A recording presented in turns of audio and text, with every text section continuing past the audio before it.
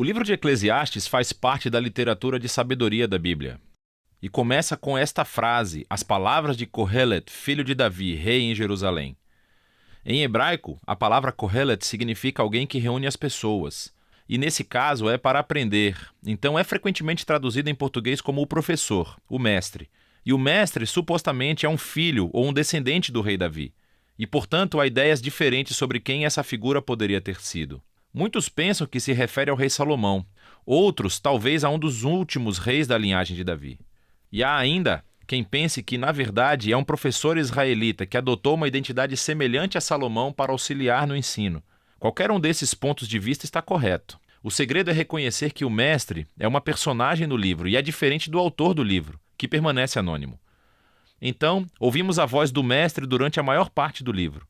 Mas, na verdade, é uma voz diferente, a do autor, que nos introduz ao mestre na primeira frase. E no final, essa mesma voz conclui o livro resumindo e avaliando tudo o que o mestre acabou de dizer. Portanto, o autor é alguém que quer que ouçamos tudo o que o mestre tem a dizer, que nos ajuda a processar a informação que recebemos e formar a nossa própria conclusão. Então, o que o mestre tem a dizer? Bom, o autor resume a mensagem básica do mestre no início e no final, e é tudo revel. Tudo é totalmente revel. A maioria das Bíblias em português traduzem essa palavra, revel, como sem sentido, mas isso não capta bem o âmago da ideia. Em hebraico, revel significa literalmente vapor ou fumaça. E o mestre usa essa palavra 38 vezes no livro como uma metáfora para descrever como a vida é, em primeiro lugar, temporária ou fugaz, como um fio de fumaça. Mas, em segundo lugar, também como a vida é um enigma ou um paradoxo. Como a fumaça parece sólida, mas quando você tenta agarrá-la, não há nada nela. Então, há tanta beleza ou bondade no mundo, mas bem quando você começa a aproveitar delas, surge a tragédia e tudo parece explodir. Bem, todos nós temos um forte senso de justiça, mas coisas ruins acontecem a pessoas boas o tempo todo. Então, a vida é constante e imprevisível, é instável, ou nas palavras do mestre, é como seguir o vento, revel. E isso é um pouco deprimente. Então, por que ele está dizendo tudo isso? O objetivo básico do autor é marcar todas as maneiras em que tentamos construir significado e propósito para as nossas vidas à parte de Deus, e ele deixa o professor desconstruí-las. Assim, o autor pensa que passamos a maior parte do nosso tempo investindo energia e emoção em coisas que, eventualmente, não têm significado duradouro.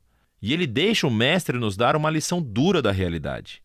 Você pode ver isso com mais clareza nos poemas de abertura e de encerramento, que focalizam primeiro no tempo e depois na morte.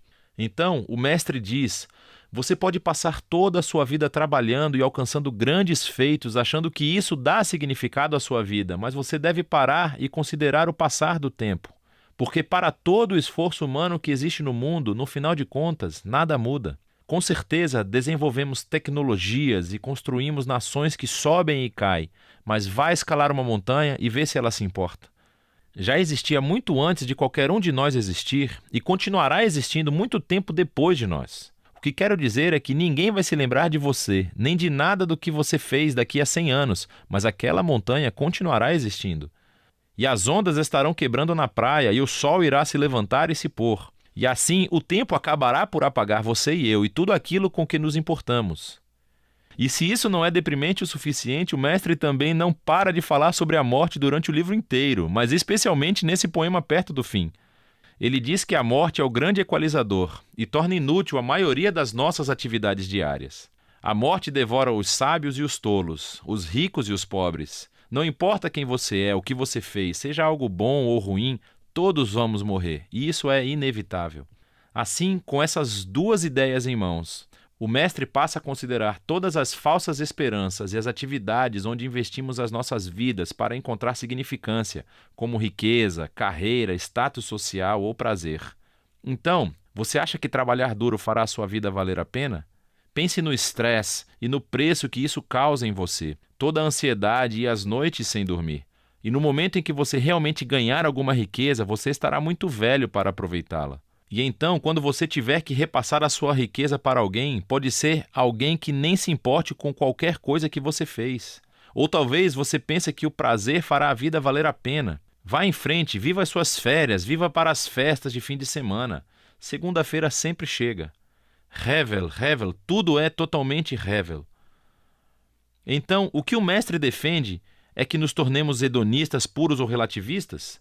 Bem, isso seria maravilhoso. O mestre reconhece que as ideias dos provérbios, viver pela sabedoria e pelo temor ao Senhor, realmente têm vantagens. Em geral, a vida provavelmente será melhor para você. Mas veja que o problema é que mesmo vivendo pela sabedoria e pelo temor do Senhor, eles também são hevel porque não garantem uma vida boa. Pessoas boas morrem tragicamente, pessoas horríveis vivem muito e prosperam. Há muitas exceções e até mesmo a sabedoria é hevel.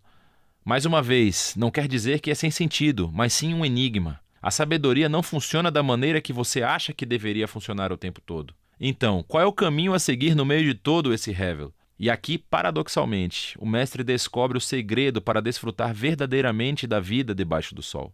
É aceitar o hevel. É reconhecer que tudo na vida está completamente fora do seu controle. Em cerca de 6 partes diferentes, em alguns dos momentos mais sombrios do seu monólogo, o mestre fala sobre o dom de Deus, que é o gozo das coisas simples e boas da vida, como a amizade ou família, uma boa refeição ou um dia ensolarado. Você não pode controlar essas coisas, certamente não são garantidas, mas essa é a beleza das coisas. Quando eu adoto uma postura de confiança total em Deus, eu experimento a liberdade para simplesmente aproveitar a minha vida como ela realmente é, não como eu acho que deveria ser. Porque até as minhas expectativas sobre o que a vida deveria ser são hevel, tudo sob o sol. E assim as palavras do mestre chegam ao fim. Aqui no final o autor fala de novo e conclui tudo. Ele diz que é importante que ouçamos as palavras do mestre.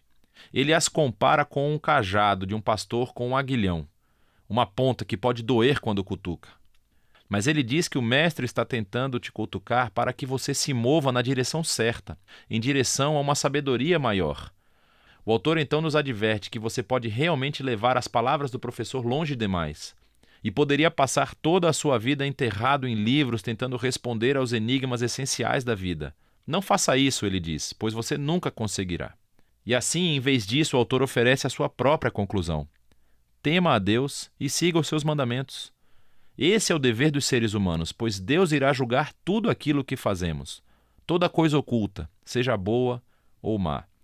E assim, o autor acha que é bom deixar o mestre desafiar as suas falsas esperanças e lembra que o tempo e a morte fazem com que a maior parte da vida esteja completamente fora do seu alcance. Mas o que dá um verdadeiro significado à vida é a esperança do julgamento de Deus, a esperança de que um dia Deus irá limpar todo o conhecimento e trará a verdadeira justiça ao nosso mundo. E é essa esperança que deve alimentar uma vida de honestidade e integridade diante de Deus, apesar do fato de permanecer confuso com a maior parte dos mistérios da vida. E essa é a sabedoria do livro de Eclesiastes.